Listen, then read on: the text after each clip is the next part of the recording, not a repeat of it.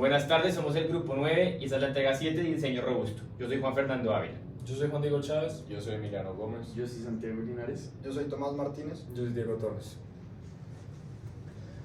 Bueno, para esta entrega y esta presentación decidimos organizarla en los 7 pasos de Ulrich que menciona y cómo los fuimos aplicando progresivamente durante la entrega. Y vamos a finalizar con el rediseño propuesto. Bueno, en primer lugar, cabe mencionar que es el prototipo actualizado que se usó para todas las pruebas durante la entrega. Componentes adicionales que tiene. Primero que todo, la cámara de secado ya fue aplicada para esta entrega y para las pruebas.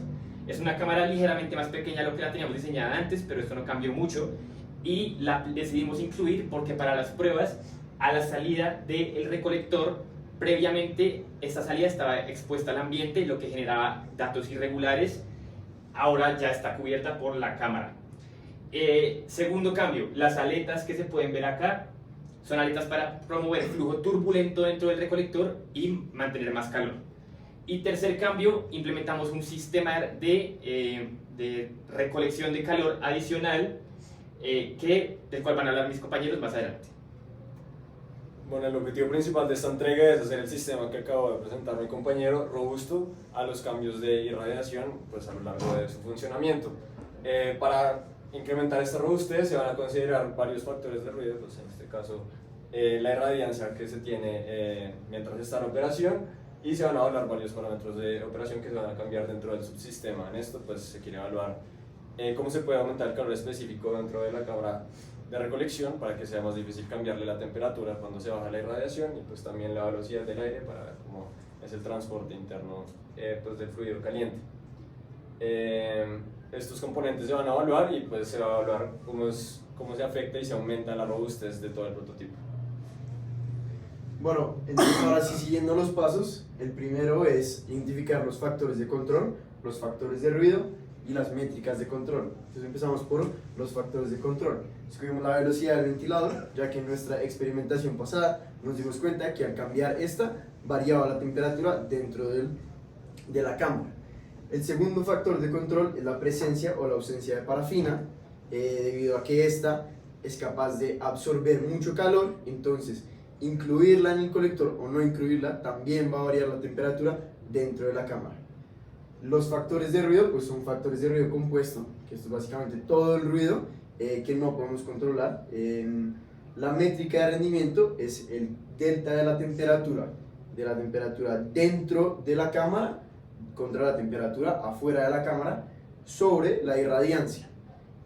Después, pues el paso 2 es definir la función objetivo, que es la que vemos acá, cuyo pues, objetivo es maximizar la media y minimizar la desviación estándar.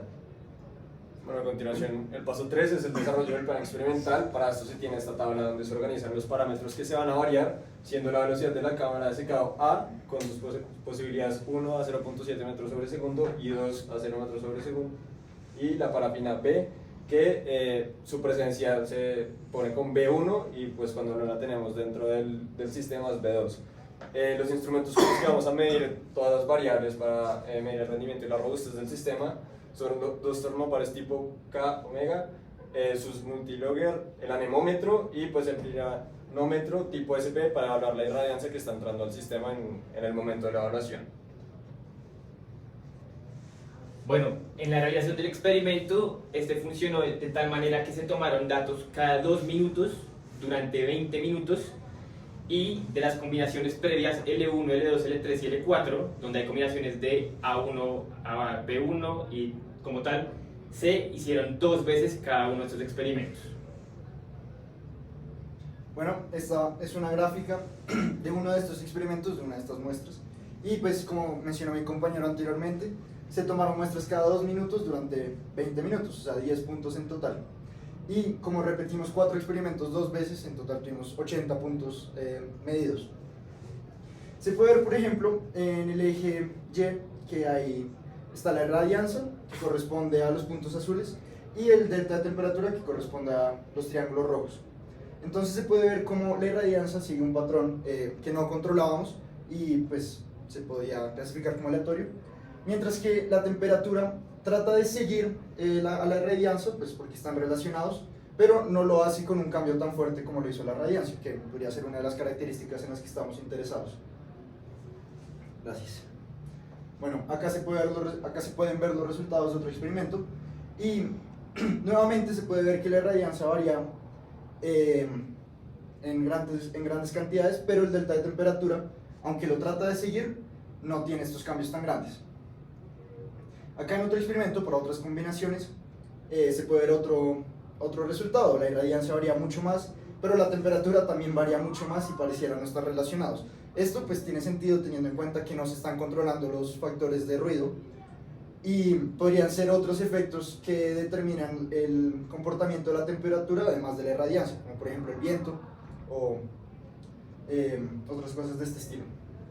Acá otro de los resultados del experimento que pues sigue la misma lógica, pero entonces surge la pregunta de cómo se pueden analizar estos resultados. Como mencioné antes, teníamos 80 puntos de medición y 4 experimentos diferentes.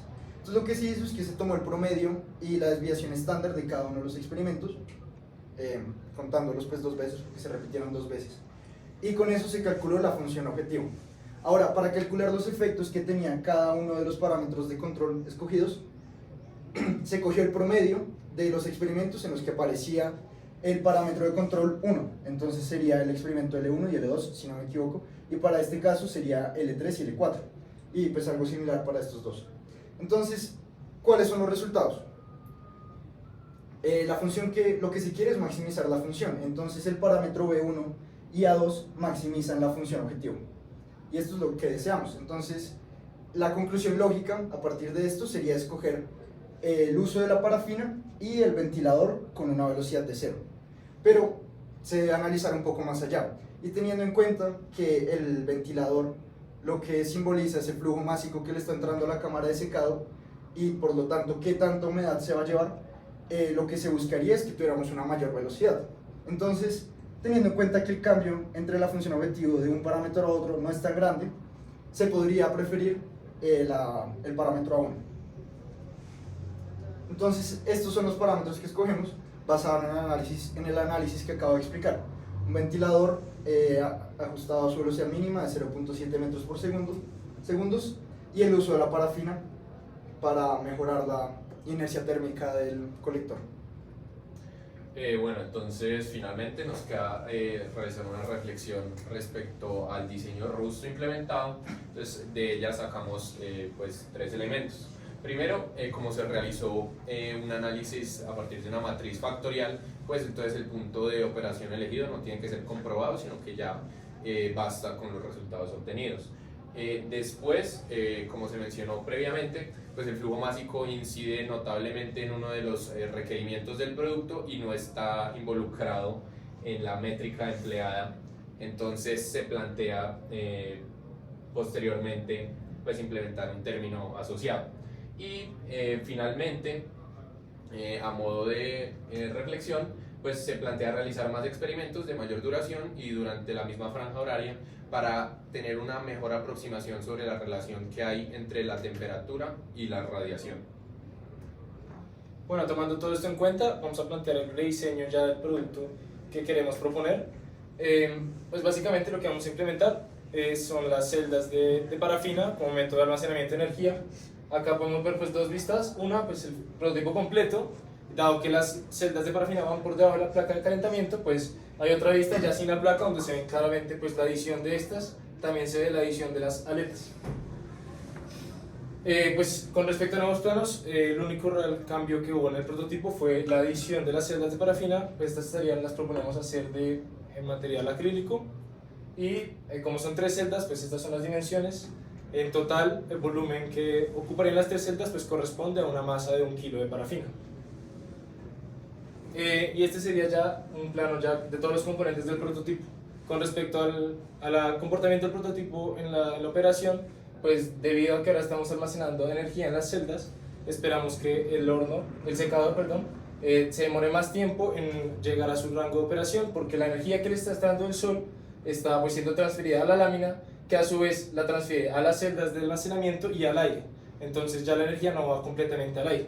Pero cuando ya no haya sol, las celdas de almacenamiento pues van a mantener su temperatura más tiempo, están almacenando la energía y la van a transferir a la lámina y la lámina al aire, manteniendo o atrasando ese choque en la caída de temperatura que se puede ver. Y con respecto a la evolución del prototipo, pues vamos a mantener las estructuras que ya hemos construido, utilizando las mismas celdas de parafina que, pues, de prototipo que ya tenemos, y los vamos a unir todos ya en un chasis estructural, pues, del mismo método que planeamos unir el diseño final que proponemos. Bueno, entonces, nuevamente, como se presenta un rediseño, entonces es necesario emplear la heurística para, pues, comparar ambos diseños realizados. Se sigue empleando la misma heurística de las presentaciones pasadas con los mismos parámetros, pero se implementa un nuevo parámetro eta que representa la función objetivo empleada evaluada. Entonces, como en el prototipo pasado no se hizo un diseño robusto, pues entonces se asoció al prototipo pasado la combinación del ventilador a 0 metros sobre segundo y sin parafina por su similitud. Acá podemos ver los valores para cada uno de los prototipos, en los cuales se redujo levemente el costo de los materiales porque se sobreestimó el costo de los perfiles empleados, y el valor de la variable eta pues fue mejor para el diseño robusto, dado que se implementó con precisión. Ahí podemos ver que la heurística evaluada para el entregable presente pues es menor, y recordemos que esta heurística tiene como objetivo ser minimizada, entonces pues es una mejora en el diseño. Bueno, finalmente tenemos el plan de trabajo. Básicamente el plan de trabajo se divide en hacer la lectura del libro, pues eso, tenemos que hacerlo todo, y luego de esto dividimos los 4 pasos del análisis económico entre todos los integrantes. Y tenemos el cronograma, que es básicamente pues lo mismo: leer el libro, los pasos y el rediseño. Esta es la bibliografía. Gracias.